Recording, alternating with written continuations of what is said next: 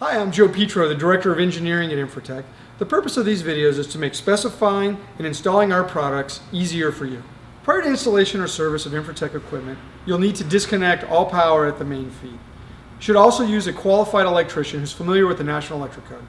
In this video, we'll discuss the application and installation of the INF Input Regulator assemblies. The INF assemblies are used most commonly with single element heaters rated at less than 15 amps. That's typically 3,000 watts at 240 volt or 1,600 watts at 120 volt. We do not recommend the INF assemblies for use with dual element heaters. The INF is also a coarse form of control. It is not a true dimmer. It will gently pulse the heat on and off.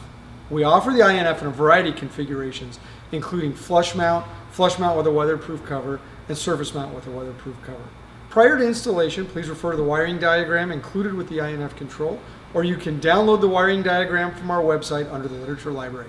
Now that we have a wiring diagram handy, we're ready to begin installation of the input regulator assembly. Installation is very simple.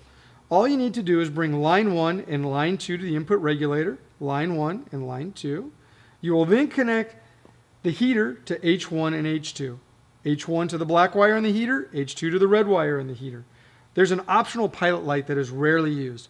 When the heater is on and operating, it glows a dull orange and generates heat. It's obvious the heater is working.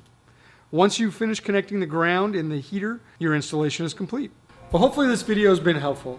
It's our goal at Infratech to provide the best products and the best information to make your installation a success.